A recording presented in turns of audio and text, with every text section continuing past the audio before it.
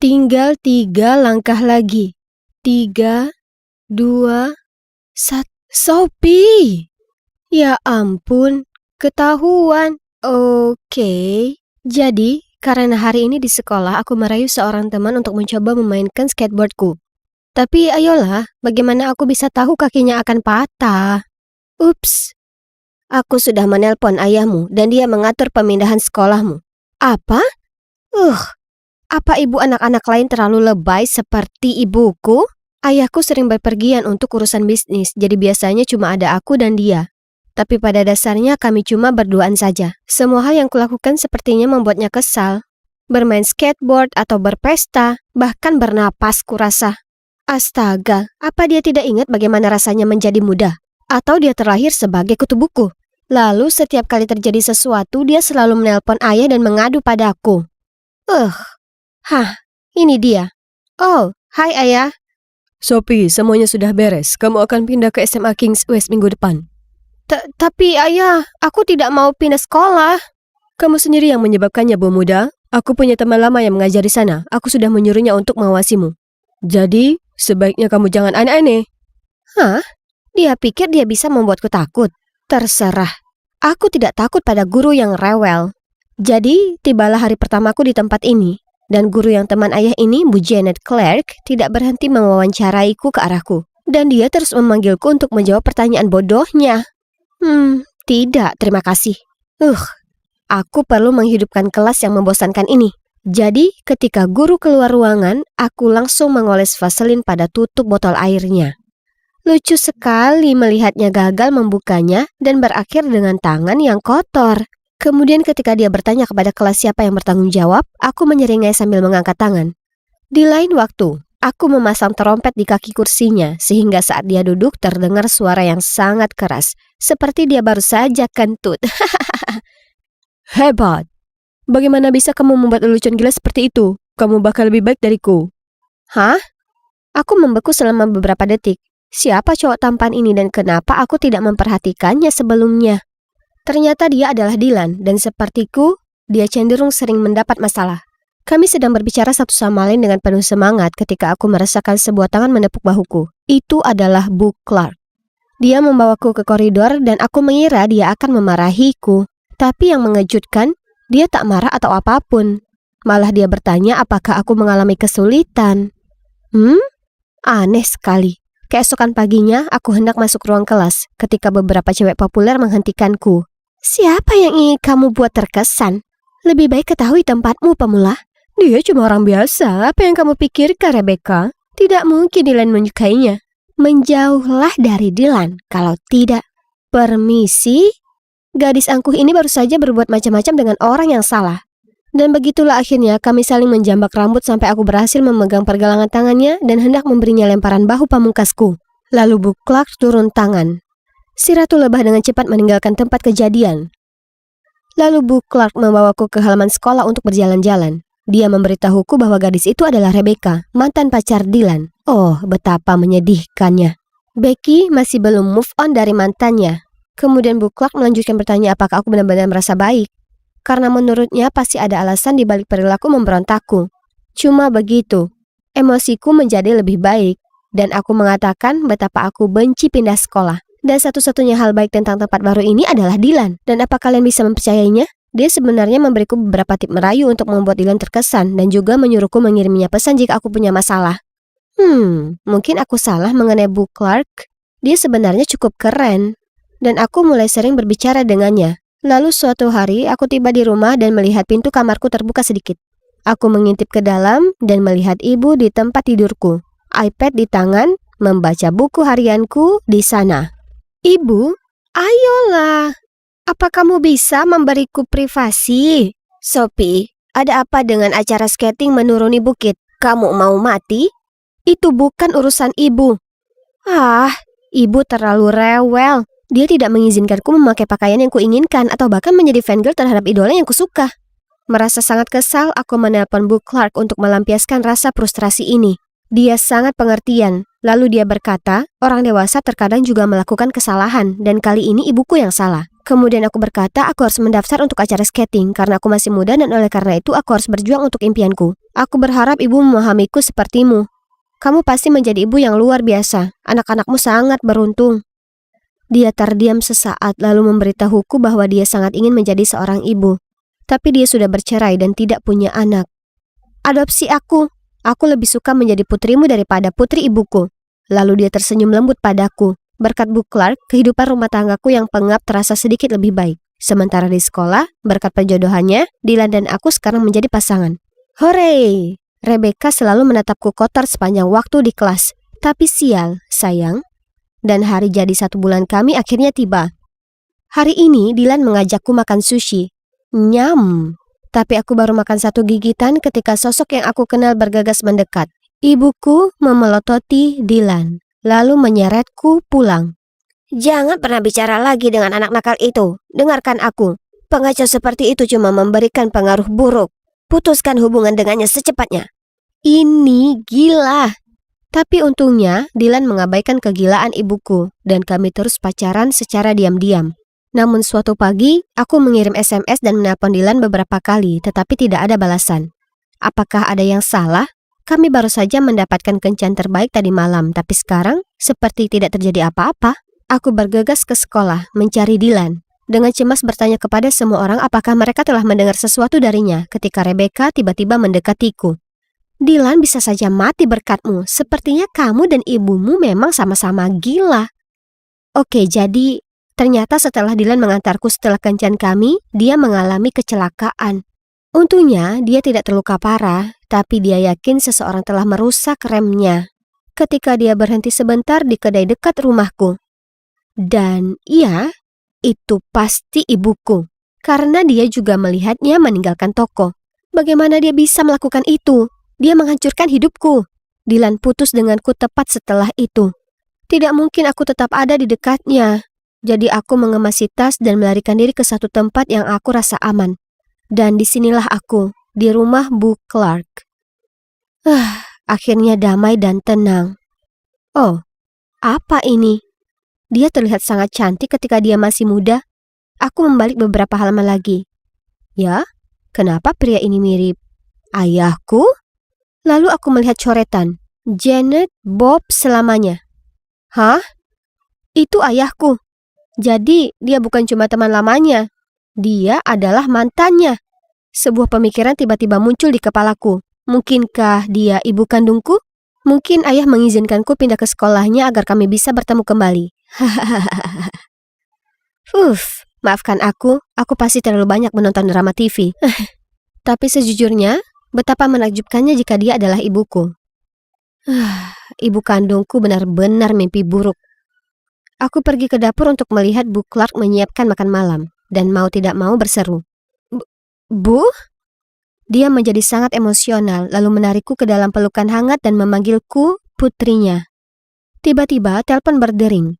Itu ayah. Dia menyuruhku segera pulang atau dia tidak akan memberikan uang saku. Bu Clark menyuruhku untuk tidak khawatir dan pulang. Tetapi aku harus menunjukkan sikap agar ibu tahu bahwa aku tidak akan mundur dengan mudah. Jadi sejak saat itu, begitu aku sampai di rumah, aku langsung masuk ke kamarku tanpa melihat ke arah ibu. Dan juga setiap kali dia mengatakan sesuatu yang menjengkelkan, aku terus membalas dengan, "Ada apa denganmu? Guruku menyuruhku melakukan itu." Jadi berhentilah bereaksi berlebihan. Dan kalian tahu apa yang terjadi selanjutnya? Yap, ibu menelpon ayah. Lagi. Aku melaporkannya kepada Bu Clark seperti biasa, dan dia memberitahuku bahwa jika aku ingin ayah berhenti mendengarkan ibu, aku harus memberitahunya bahwa dia selingkuh. Apa? Bukankah itu terlalu berlebihan? Apakah Bu Clark masih mempunyai perasaan terhadap ayahku? Apakah dia hanya bersikap baik padaku sehingga dia bisa kembali ke kehidupannya?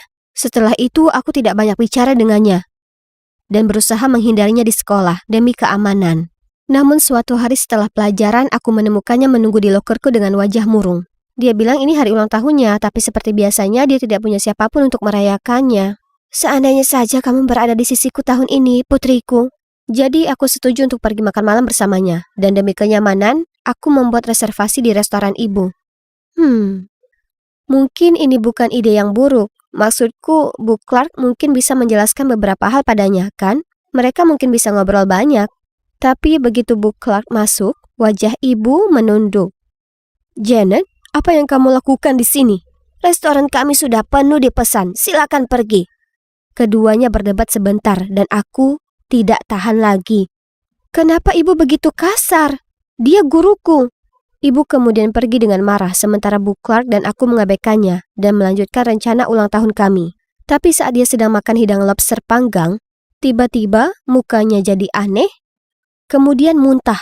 Kami membawanya ke ruang gawat darurat dan dokter mengatakan ini disebabkan oleh air pekak, obat pemicu muntah. Siapa lagi yang harus disalahkan? Bagaimana ibuku bisa begitu kejam? Sophie, aku baik-baik saja. Aku yakin ibumu tidak bermaksud jahat. Ibu tampak geram dan bergegas menghampiri Bu Clark. Aku harus menariknya kembali dan kemudian aku mengatakan dia tidak pantas menjadi ibuku. Dia terdiam dan menangis terseduh-seduh. Tapi sudah terlambat. Aku mengumumkan aku akan pindah rumah dan tinggal bersama Bu Clark saja. Jadi aku pulang dan langsung berkemas, lalu pergi.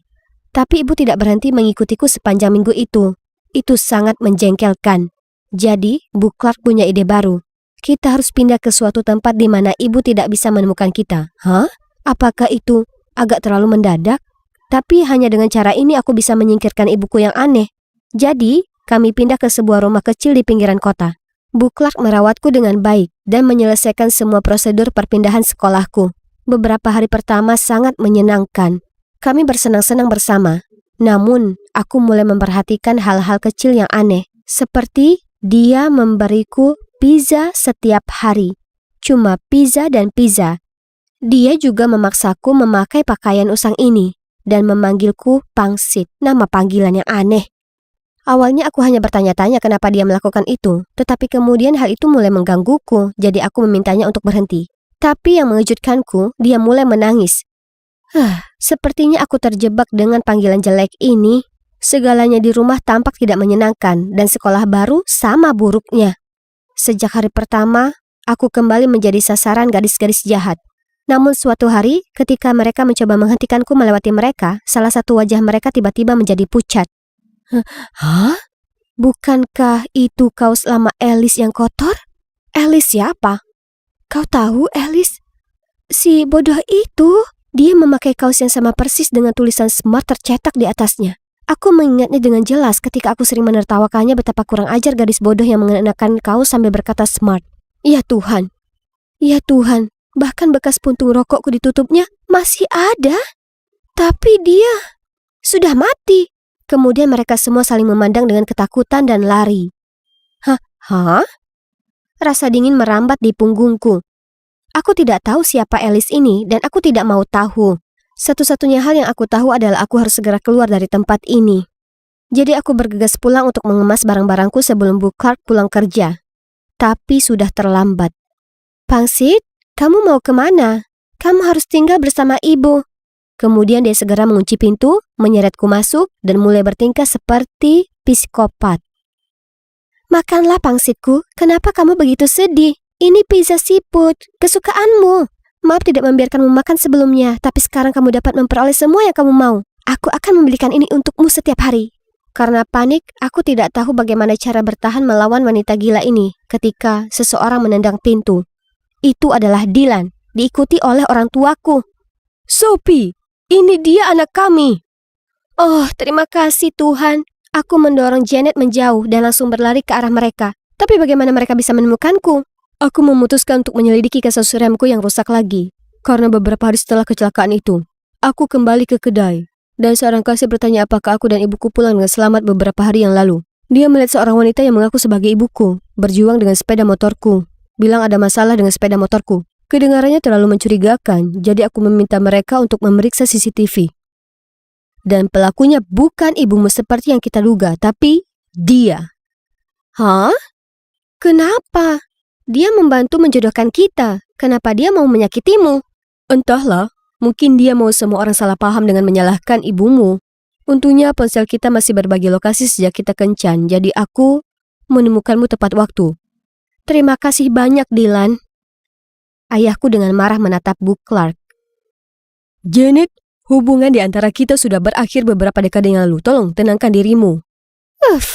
Konyol sekali. Menurutmu siapa yang berasumsi kalau semua ini tentangmu? Pangsit adalah milikku. Dia putriku dan dia tinggal bersamaku. Ia menangis terseduh-seduh, lalu mengakui semuanya.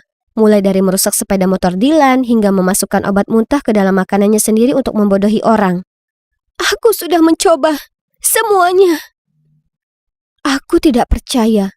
Bagaimana mungkin orang yang lembut seperti dia bisa melakukan hal seperti itu? Setelah kebenaran terungkap, semuanya perlahan jadi masuk akal. Aku pulang ke rumah, tapi tetap saja pikiranku terus melayang kembali kepadanya. Dan kenapa dia melakukan itu? Sampai suatu hari, aku pulang dari sekolah dan terkejut melihat wanita itu duduk di sofa ruang tamu kami sambil minum kopi bersama ibu. Sejujurnya, aku agak takut saat melihatnya, tapi dia tidak terlihat tidak stabil seperti sebelumnya. Ternyata dia baru saja kembali dari unit psikoterapi. Dia menderita masalah kesehatan mental sejak Alice, putrinya, meninggal.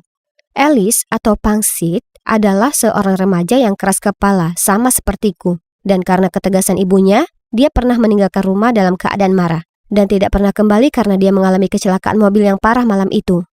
Jadi, begitu Bu Clark melihatku, tanpa sadar dia ingin mengubahku menjadi putrinya untuk memperbaiki kesalahan masa lalunya. Sophie, aku benar-benar minta maaf atas rasa sakit yang aku timbulkan padamu. Aku membiarkan kesedihan menguasai diriku dan akibatnya aku menolak menerima betapa gelapnya tempat yang aku tinggali. Remaja itu rumit, tapi cobalah untuk lebih berpikiran terbuka dan tunjukkan cinta dengan cara yang benar. Sophie anak yang baik dan aku tidak ingin kamu melakukan kesalahan yang sama sepertiku. Dan semuanya berakhir dengan baik. Meski aku dan ibuku terkadang masih berdebat, kini kami berdua tahu cara mengendalikannya. Aku juga belajar berbagi banyak hal dengannya sehingga kami menjadi lebih dekat. Dan sekarang, saat dia menelpon ayah, tujuannya bukan lagi untuk mengadu padaku, tapi untuk membicarakan bagaimana hari-hari kami. Ngomong-ngomong, aku juga tidak perlu pergi kencan rahasia lagi. Dia pangeran menawanku. Berapa kali aku katakan padanya untuk tidak menghidupkan mesin.